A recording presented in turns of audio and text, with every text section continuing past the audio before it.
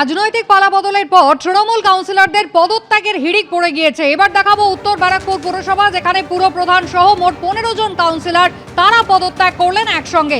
কথা বলবো সমীরণ পাল, আমাদের প্রতিনিধি রয়েছেন আমাদের সঙ্গে। সমীরণ, গতকালই আমরা দেখেছি উত্তর 24 পরগনায় ভাটপাড়া, গারুলিয়া, হালিশহর একাধিক পুরসভায় তৃণমূল কাউন্সিলররা তারা পদত্যাগ করছেন। এবার উত্তর ব্যারাকপুর পুরসভা।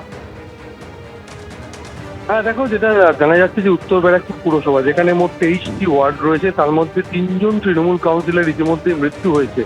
এই মুহূর্তে 20 জন তৃণমূলের কাউন্সিলর রয়েছে। এবং আজকে যেটা দেখা যাচ্ছে যে তৃণমূলের পুরপ্রধান অর্থাৎ মলয় ঘোষ সহ 15 জন তৃণমূল কাউন্সিলর আজকে তারা পদত্যাগ করেছেন। তাদের বক্তব্য হচ্ছে, যেহেতু উত্তর ব্যারাকপুর পুরসভা হচ্ছে নোয়াপাড়া বিধানসভার অন্তর্গত এবং যে বিগত যে বিধানসভা নির্বাচন, সেখানে শাসক দল তৃণমূল ধলাশায়ী হয়েছে। এবং মলয় ঘোষ এটা জানিয়েছেন যে মানুষের রায় বিজেপির পক্ষে গেছে এবং তাদের পক্ষে আর পুরসভা চালানো সম্ভব না, এবং সেই কারণে তারা সকালে পদত্যাগ করেছেন।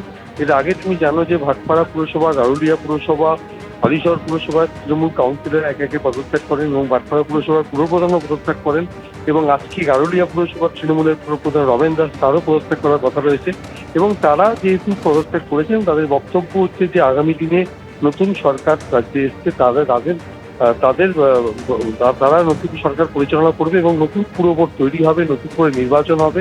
সেই কারণে তারা মানুষের রায় মাথা পেতেই তারা এই কারণেই পদত্যাগ করছেন, এমনটাই জানিয়েছেন তৃণমূল পুরপ্রধান মলয় ঘোষ। এবং অর্জুন সিং যেটা জানিয়েছেন যে নোয়াপাড়ার বিজেপি বিধায়ক, তিনি জানিয়েছেন যে যেহেতু মানুষের রায় তৃণমূলের বিপক্ষে গেছেন, তারা পুরসভা পরিচালনা করতে পারবেন না, সেই কারণেই তারা পদত্যাগ করেছেন।